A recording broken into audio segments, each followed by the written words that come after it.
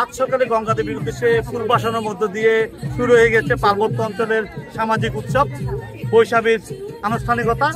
এই আজকে যেই পার্বত্য অঞ্চলে যে কাপ্তাই হ্রদ রয়েছে সেই কাপ্তাই হ্রদের যে পানিতে ফুল ভাসাচ্ছে তরুণ তরুণীরা, আমরা একটু দেখাতে চাই পাহাড়ে যেই তরুণ তরুণীরা রয়েছেন তারা গঙ্গা দেবীর উদ্দেশ্যে ফুল ভাসিয়ে তাদের পুরাতন বছরকে বিদায় জানাচ্ছেন, নতুন বছরকে বরণ করে নিচ্ছেন তারা। আমরা কিছুক্ষণ আগে এই ফুল ভাসানোর মধ্য দিয়ে আনুষ্ঠানিকতা শুরু করে দিয়েছেন আমার এই জেলা পরিষদ চেয়ারম্যান কৃষি সাজাদ তালুকদার এই অনুষ্ঠানের উদ্বোধন করেন।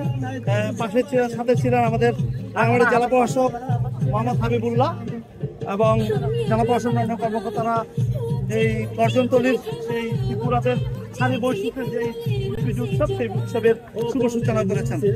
আজকের প্রথম দিনে আমরা তৈবুক মা বলি, মা গঙ্গিমাকে আমরা ফুল নিবেদন করি এই কারণে যে আমাদের যত দুঃখ দুর্দশা গ্লানি আছে এগুলো সব যাতে মুছে যায় সেই কারণে, এবং নতুন বছরকে আমরা স্বাগত জানাই।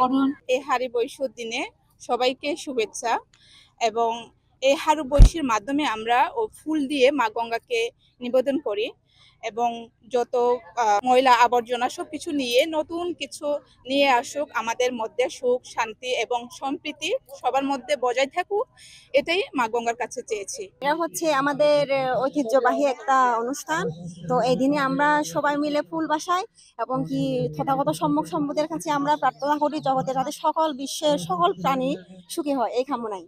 আমরা যদি একটু বলে রাখতে চাই, আমরা আজ ভোরে এই চাকমা রাজবাড়ি ঘাটে চাকমাদের যে ফুল বিজুর যেই গঙ্গা দেবীর উদ্দেশ্যে ফুল ভাসানোর যে আনুষ্ঠানিকতা সেই আনুষ্ঠানিকতা শুরু করেছিল। এরাও উদযাপন করে ঠিক একইভাবে। তো এটা বিজু মানে তো চেতনা, বিজু মানে হলো আনন্দ উচ্ছ্বাস, বিজু মানে মিলন। আমরা সবাই একত্রিত হই যাতে করে পুরাতন বছরের গ্লানি দুঃখ কষ্টকে ফেলে নতুন বছরে আশা প্রত্যাশা নিয়ে আমরা আশা রাখবো। করেছেন আমরা আর যদি জানিয়ে রাখতে চাই, আজকে সকাল থেকে যেই পাহাড়ের যেই প্রতিটি উপজেলা এবং প্রতিটি এলাকাতে পাহাড়ের যেই উৎসবের নগরে পরিণত করেছেন আমাদের চাকমা তরুণ তরুণীরা। এই সকল অনুষ্ঠানের মাধ্যমে এখানকার জনগণ বিগত বছরের দুঃখ বেদনা গ্লানি এগুলো ভুলে গিয়ে নতুন বছরের নতুন উদ্যমে কাজ করার, দেশ সেবা করার, দেশের জন্য কাজ করার তারা প্রস্তুতি নিয়ে থাকে, নতুন বছরকে তারা উদযাপন করে থাকে।